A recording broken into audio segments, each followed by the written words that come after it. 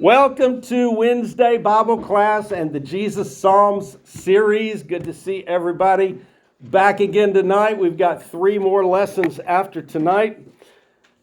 If you're looking on the teaching schedule and you remember last week, well, that's 2 different things, isn't it? If you remember last week, we had 2 Psalms about the crucifixion. Before that, we had Psalm 22, which was also about the crucifixion. My God, why have you forsaken me? That was 2 weeks ago. And tonight, we are on Psalm 16 and 24. They have to do with the resurrection of Jesus. So we've already had his death. And tonight we're going to see some references to his burial and his resurrection. So that's where we are in the timeline of Jesus' life. And then after the resurrection, the rest of the Jesus Psalms will be future, anticipating the coming of God's kingdom on earth. Now, the Old Testament did not see it as clearly as we can see it today because they didn't know that Jesus was not going to stay here forever, because the Old Testament tells us that his kingdom is forever, and the disciples were bewildered when he left and never came back. And we're still waiting, and we're waiting today, we're waiting tonight, we're waiting for him to return, and he's going to resume the taking of the kingdom, which is ruling the earth for God the Father. So the rest of the Psalms after tonight will be concerned with that in the future. Psalm 16 begins with David's personal testimony about his relationship with the Lord. And then in the second half of the psalm, he's going to express his hope that one day he will be resurrected from the grave. And that is the portion of the song that speaks to us of Jesus. And we've got 2 Christ connections in the New Testament. Both Peter and Paul quote from Psalm 16, and they tie that thing about David wanting to rise from the grave, they tie that to Jesus. And so we'll see some great Christ connections tonight in the New Testament. And the resurrection of Jesus is what ensures that David will get his resurrection that he talks about in the psalm tonight. And the resurrection of Jesus is what ensures that we will have a resurrection from the grave as well. So this is great. And one of the popular ones, tonight's 16 and 24 are popular and short. So they're well known. I remember my mother reading these to me. I think it was, 50 years ago. I can imagine it. How about that? Here's your overview of Psalm 16. It was written by King David. It is a royal/messianic psalm because it speaks of a king. And in David's day, he was the king.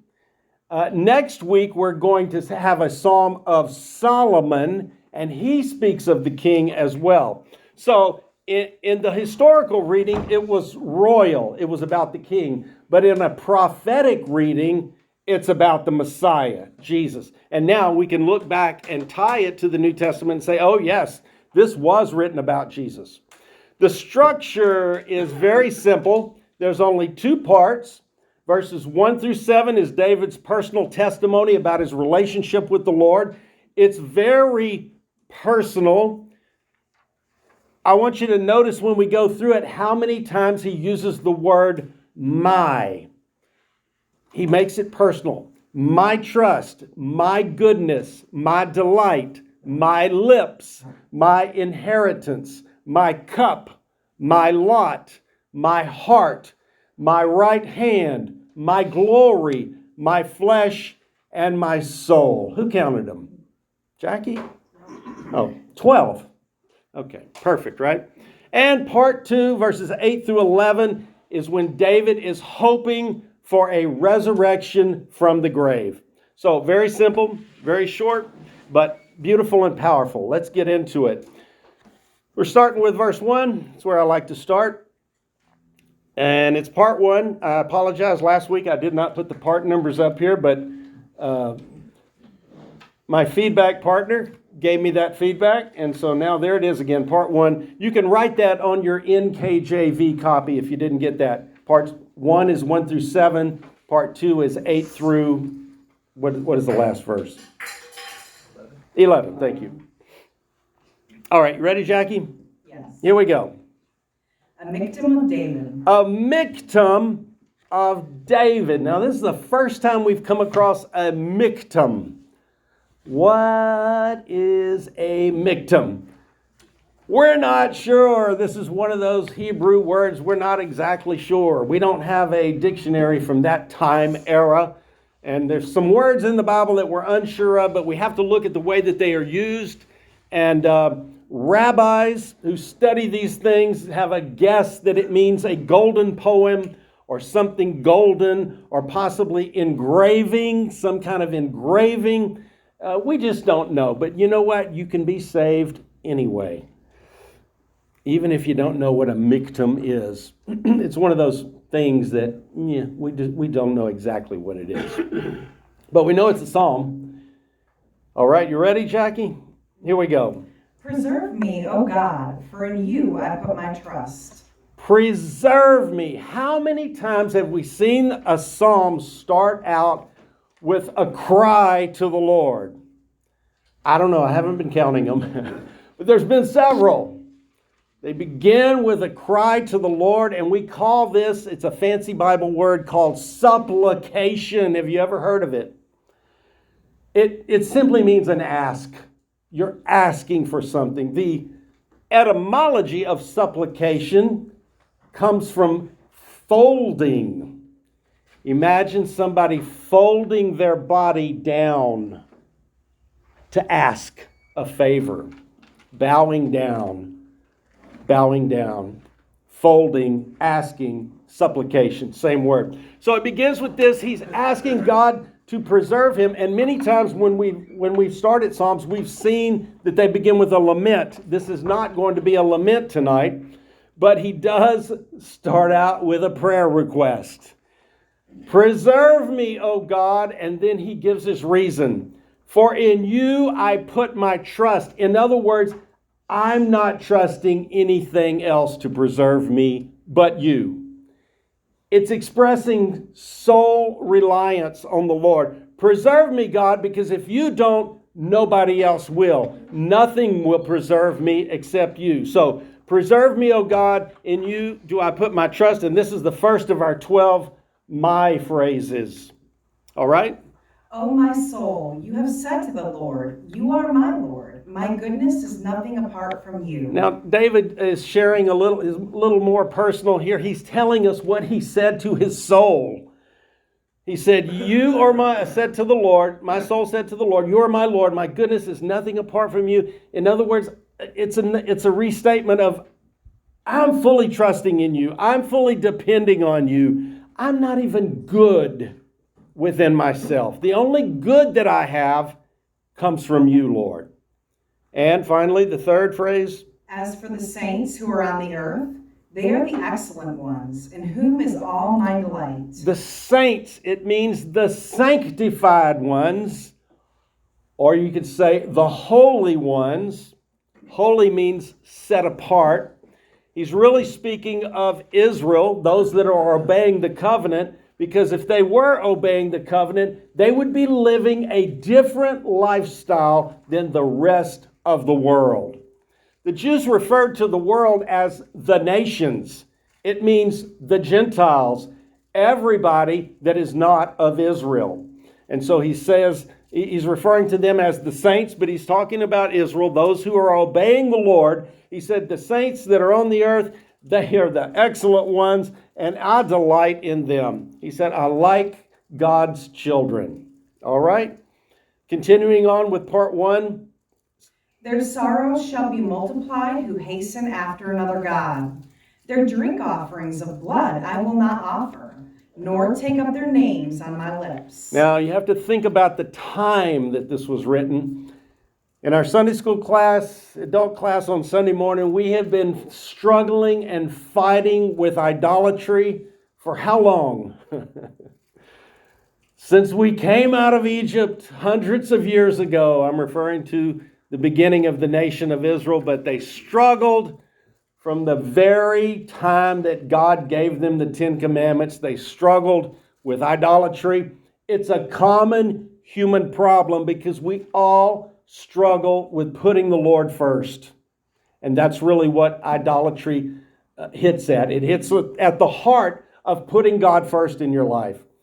If you're not putting Him first, you're worshiping something else. There's something else that's more important to you than obeying the Lord, and that is equivalent to idolatry. David said, those who go after other gods, they are making it harder on themselves. They are multiplying their sorrows. He said, I'm not going to drink blood with them. Yes, that's something that the idolaters did, along with some other terrible things. But one of the things was drinking blood. David said, I'm not going to drink blood with them. I'm not even going to say the names of those false gods. I don't even want them in my mouth. I don't want them on my lips. He says, I want to abstain from idols in every way possible. David is just saying, I want to separate all idolatry out of my life. Okay? O Lord, you are the portion of my inheritance and my cup. You maintain my lot. The lines have fallen to me in pleasant places. Yes, I have a good inheritance. All the words in this paragraph speak of the land allocation in the promised land. Each one of the tribes, each one of the 12 tribes had an allocation from Moses. And they were to maintain those allocations. And it was a very sacred thing. It was considered the land that God gave that particular tribe, which was one of the 12 families of Israel. He said, I've got a good deal. I'm going to keep what I've got. I'm not going to trade it. I'm not going to sell it. He said, I've got a good deal going. The Lord has blessed me. And he's given the Lord all the credit for it. And I will bless the Lord who has given me counsel. My heart also instructs me in the night seasons. He says, the Lord, since I'm not following idols, I'm only following the Lord. I've got all my hope and trust and desire wrapped up in the Lord. Since I'm living my life that way, the Lord gives me counsel. He helps me make right decisions. We all need help making decisions sometimes. Sometimes it's inconsequential, but sometimes it's really big. Sometimes we come to a fork in our life where we really cannot afford to make the wrong choice. What are we going to do? We're going to get counsel from the Lord. He's not going to send us down the wrong road. And David says, even in the night seasons, he could be referring to dreams here, but he says, the Lord gives me the message, the instruction, the counsel that I need to keep my life on the right track. All right, and now we're moving on to the second part of this psalm, which is where he hopes for the resurrection from the grave. And this entire screen is going to be quoted several times in the New Testament. You may have heard it. Peter uses this to preach on the day of Pentecost, and Paul uses it to preach in Antioch, Pisidia, when he was out spreading the flames of the early church as it was beginning to spread outside of Israel. So here we go. I have set the Lord always before me. Because he is at my right hand, I shall not be moved. David says, this could also refer to the fact that there are no idols in David's life. The only thing he sets before him is the Lord. This could be referring to setting idols before you pray or worship them. Not you, but Israel. They did all kind of crazy things with idols. But he said, the only one before me is the Lord, and because he is right here at my right hand, I shall not be moved. Nothing is going to push me off of the mark that I'm on. Nobody's going to cause my life to deviate from the way of life that I'm walking in. The Lord is on my right hand. He will not let me be moved. Okay? Therefore, my heart is glad, and my glory rejoices.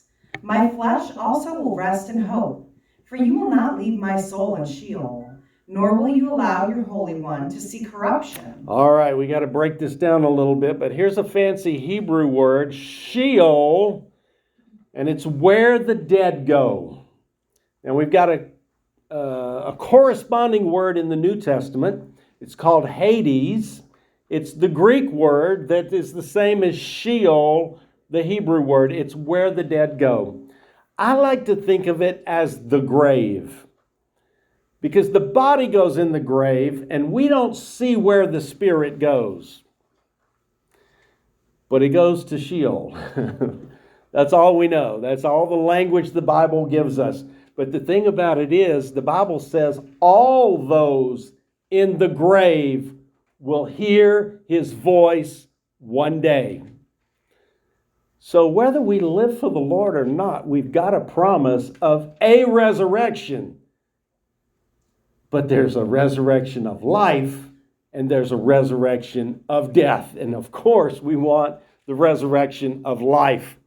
And so he says, you will not leave my soul in Sheol, nor will you allow. Now he's calling himself. Remember, David is the king. Presumably he's the king at this time. And the king was considered the holy leader of the nation. He was supposed to be. Unfortunately, most of them did not turn out to be a holy leader of the nation. That was a big, big problem. But if you come Sunday morning, no, not this one, but next one, Sunday morning in 2 weeks, we're going to cover the two good kings that Judah had. They had two good ones besides David. A couple that were mediocre, and the rest were bad. It was like 19 bad ones or 21 bad kings. But David, he's referring to himself as your Holy One. You will not allow your Holy One to see corruption, to see decay. But this is confusing. And both Peter and Paul, when they quote this in the New Testament, say this could not have been about David because David is still in his grave. So hundreds of years later, yes, his body has decomposed. David's body has corrupted. And Peter and Paul say this phrase, you will not allow your Holy One to see corruption, is speaking of Jesus. So even though we all hope to come out of Sheol at some point, hopefully to a resurrection of life, this one that never saw corruption at all only applies to Jesus. And we're going to see that in the New Testament in a few minutes. A little bit more, Jackie. You will show me the path of life. In your presence is fullness of joy. At your right hand are pleasures forevermore. David says, as long as I've got you, Lord, and you're here at my right hand, and I don't have any idols in my life, you're going to show me how to live. You're going to show me the path of my life. The path speaks of a daily walk. You know, it's really the culmination of all of your days that make up your life. We've all had some bad days that we wish we could erase. Some have had bad weeks or months. Some of us have had bad years that we wish we could erase. But David says, you're going to show me the way to walk. And what we're all striving for, perfection would be great, but it's out of the question, okay? What we're striving for is to build up as many days as we can where we are following the Lord and we are walking with Him day after day. That's your path. You can turn around and look at your life behind you and you see the path. Hopefully you're not leaving a path of destruction. Your path is the culmination of all the days of your life. And David said, you're going to show me what to do tomorrow. You're going to show me how to walk on this path that I'm walking day after day with the Lord. I'm going to stay in your presence because that's where I'm going to be filled with joy. And at your right hand, pleasures. Look at this word. I didn't know this was a word. Forevermore. Did you know that was a word? I thought it was forevermore or for evermore. But the NKJV says forevermore. Just puts that's 3 words, right? Forevermore. Puts all 3 of the words together, just forevermore. It means eternally. It means forever, eternally. All right, that is the end of Psalm 11, but it's not the end of the lesson. Because we got this. We got several Christ Connection screens. This is going to be in Acts chapter 2. This is Peter preaching to the Jews on the day of Pentecost. This is a celebration. Pentecost is a celebration 50 days after the Jewish Passover, and it just so happened to be 50 days after Jesus was crucified, because he timed it perfectly that way. Peter and Paul both are going to argue in our next few screens that David's tomb is still occupied, but Jesus' tomb is empty. All right, here we go, Jackie. Fellow Israelites, listen to these words. This Jesus of Nazareth was a man attested to you by God, with miracles, wonders, and signs that God did among you through him, just as you yourselves know. Though he was delivered up according to God's determined plan and foreknowledge, you used lawless people to nail him to a cross and kill him. God raised him up, ending the pains of death, because it was not possible for him to be held by death. All right, some great phrases here. Number 1, the crucifixion of Jesus was according to God's determined plan and foreknowledge. It wasn't an accident. It wasn't a surprise. It was planned down to the minute. Jesus timed it perfectly so that he would be crucified at the Passover, when the Passover lambs were being killed in the temple. He timed it perfectly. It was God's predetermined plan, yet it looked like a defeat because they nailed him to a cross and they killed him, but it was perfect. It was God's perfect plan, because here's the good news. It was impossible for Jesus to stay in the grave. It was impossible for him to be held by death, because he said, I am the resurrection and the life. All right, we've got a little bit more to this sermon by Peter. I just gave you a shofar for fun. It's the same chapter. For David says of him. Okay, now Peter is quoting David, and look at all of this in red. That's precious blood red, and it's straight out of Psalm 16. Go ahead. I saw the Lord ever before me. Because he is at my right hand, I will not be shaken. Therefore my heart is glad, and my tongue rejoices. Moreover, my flesh will rest in hope, because you will not abandon me in Hades, or allow your Holy One to see decay. Now there's Hades. When we read it in the Old Testament, which was written in Hebrew, it said Sheol. This was originally written in Greek, so that's why this says Hades. That's the Greek word. It means the grave. It's where the dead go when they die. Okay? You have revealed paths of life to me. You will fill me with gladness in your presence. Now that's beautiful. He's saying David wrote this, but he's about to say this is about more than just David. And the proof is because David is still in the grave. All right, Jackie? That's another free shofar. You're going to get several free ones tonight. Brothers and sisters, I can confidently speak to you about the patriarch David. He is both dead and buried, and his tomb is with us to this day. He's still in the grave. He has not gotten his resurrection yet. He wrote about it in Psalm 16. He said, I'm hoping that you're going to bring me out. But he's still in there today. Go ahead. Since he was a prophet, he knew that God had sworn an oath to him to seat one of his descendants on his throne, seeing what was to come. He spoke concerning the resurrection of the Messiah. He was not abandoned in Hades, and his flesh did not experience decay. Now, Peter here is plainly saying that this that was taken from Psalm 16 was speaking not about David himself when he said, you will not allow your Holy One to see corruption, in other words, to decay in the ground. David wasn't talking about himself. He was talking about Jesus, and right here, Peter calls it the Messiah. All right? And now we're moving on to chapter 13 of Acts, and this is going to be Paul. He's going to quote the same thing, and he's going to make the same argument. David is dead. He could not have possibly been talking about himself. He was talking about Jesus. So let's see what Paul says. As to raising him from the dead, never to return to decay, he has spoken in this way. I will give you the holy and sure promises of David. Now, we're going to come back to that in a minute because I need to tell you what that is. So we're going to read the holy and sure promises of David. That is another story, but I'm going to read just a little excerpt out of it, but we'll come back to that. So don't let that bug you. We'll get that in a second.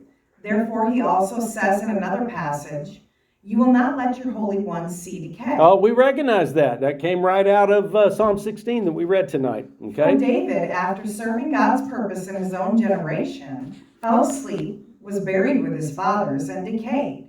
But the one God raised up did not decay. All right, so he's saying that wasn't really about David. That was about the one that God raised up because he never did decay. So Jesus did not decay when he was dead. Go ahead. Therefore, let it be known to you, brothers and sisters, that through this man forgiveness of sins is being proclaimed to you. Everyone who believes is justified through him from everything that you could not be justified from through the law of Moses. Everyone who believes in him. So Paul is preaching here. He's trying to get these people to believe in Jesus and believe that he came out of the grave. As David said in Psalm 16, that he was not decayed, but it was impossible for him to stay in the grave. Now, I'm going to take you back to an Old Testament book prior to the book of Psalms. It's called Samuel, and we're going to read about these holy and sure promises of David. Since Paul brought it up, we need to know what he's talking about.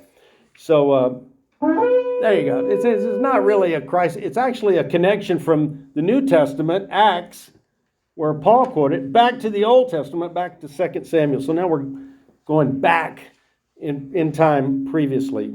All right? When your days are finished... Oh, let me tell you who this is. This is the Lord talking to... Who are we talking to here? David. Okay. Woo! Just wanted to check. This is the Lord talking to King David. When your days are finished... There you go. When your days are finished. Sorry. No, it's okay. When your days are finished and you lie down with your fathers, I will raise up your descendant after you, who will come from you, and I will establish his kingdom. He shall build a house for my name, and I will establish the throne of his kingdom forever. Now, whoa, that was a little speed bump right there. We're doing well here because David's son Solomon did inherit the throne. But what is he talking about here? I will establish the throne of his kingdom forever. We know that Solomon did not reign forever. So he's not talking about just David's son Solomon, but he's talking about many generations later. Another son, he's a son of David, but he's the one whose kingdom is going to last forever. We're getting a little messianic here, but wait just a minute. We're going to get a little more messianic, okay? I will be a father to him, and he will be a son to me. When he does wrong, I will discipline him with a rod of men and with strokes of sons of mankind. But my favor shall not depart from him, as I took it away from Saul, whom I removed from you. Hold it a second. Now, he's back to talking about his natural son Solomon. God's making a promise here that I'm going to make sure that Solomon maintains this nation of Israel, and I'm going to discipline him, but I'm not going to take him off the throne. But then now he jumps ahead and he gets prophetic on us again, and he starts making these claims of a forever kingdom. Read it, Jackie. Your house and your kingdom shall endure before me forever. Your throne shall be established forever. Okay, so this is what's called the Davidic covenant. This is the promise God made to David that your line, your lineage, your descendants will always rule forever and ever. Well, where are they? Because we're still in forever, right? He's talking about, he got out of the historic and he went back into the prophetic, and he's talking about Jesus, and Jesus does reign today as king, but it's only in the lives of those who submit themselves to him. It's that kind of kingdom. It's not a geographic kingdom. It's a kingdom made up of the people that voluntarily serve him. If you're voluntarily disciplining yourself, obeying what the Bible tells you to do, obeying the words of Jesus, following him day after day after day, trying to live according to what he tells you, then he's your king. That's who you're obeying. Now, he doesn't like you to have idols, right? We got to keep those idols out. It's a constant threat. It's a constant battle to keep the idols out and to keep what before our face? The Lord. The Lord, David said, I've got the Lord before my face. I keep him right there. So he says, your house, he says to David, your house and your kingdom shall endure forever. Your throne will be established forever. The throne of David is right now in the hearts of those that are following Jesus. But there's another twist to it. When Jesus returns, then he will be the king that Israel hoped that he would have been the first time. We're going to read it in the second psalm. In the second psalm, the disciples are going to say after Jesus was crucified, we thought he was the Messiah. We hoped he was the king of Israel. We thought he was the one sent from God to reign over the house of David forever. We thought he was the one, but they killed him. And we don't understand. And that was before Jesus came out of the grave. And so we're going to read that story. That goes with the next psalm that we're going to read in just a minute. And that is the end of Psalm 16. God bless you.